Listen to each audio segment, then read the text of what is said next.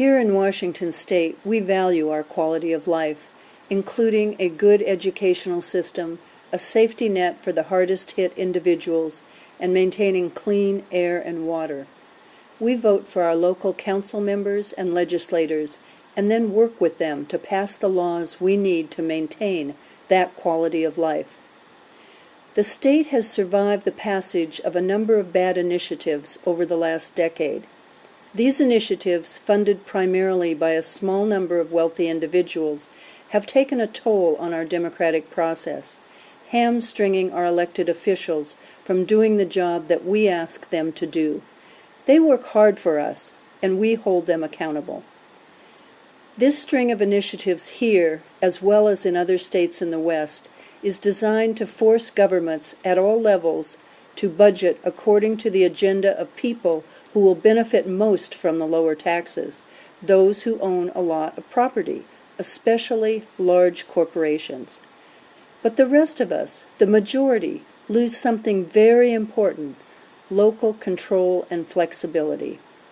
The ability to pass laws particular to the needs of the communities we live in, to enable our towns and cities and state to respond to the needs of the times, whether it be building a new green economy and creating the jobs we need, improving education and health care to stay up with the times, or responding to emergencies.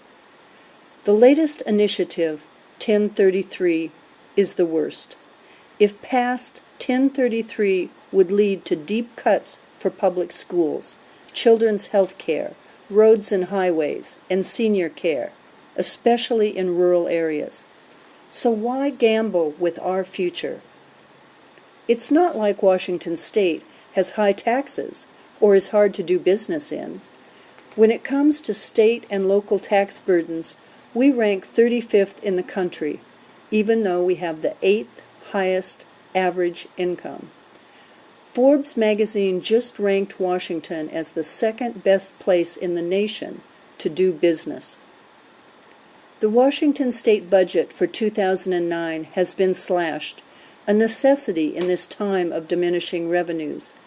That level of spending should be temporary, but it won't be if Initiative 1033 passes.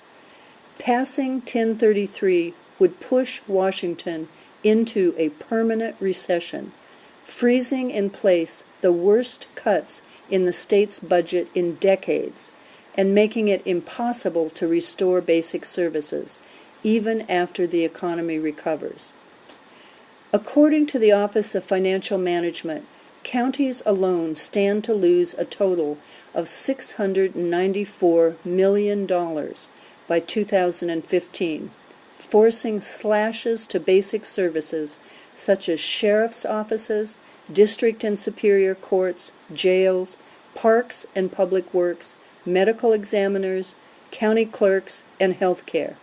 The impact would get worse year after year. California and Colorado have already gone down the road that 1033 would take Washington. The voters there don't like the results. Colorado went to second from the bottom in K-12 school funding. College and university funding has declined precipitously. Colorado business and community leaders now view their version of 1033 as deeply flawed. The recent economic downturn has hit California particularly hard because of 3 decades of initiatives similar to 1033. Its unemployment rate has soared to more than 12%, the highest figure in 70 years. In order to pass its state budget, California's government has had to agree to a deal that cuts billions of dollars from education. The percentage of 19-year-olds at college in the state dropped from 43% to 30% in a decade. California's schools are ranked 47th out of 50. In the town of Merced, house prices have crashed by 70%. These results would be wrong for our state. It is up to the voters of Washington State to vote no on 1033. The responsibility for the future is ours. Don't let a few wealthy individuals legislate by initiative without being held accountable to the voters.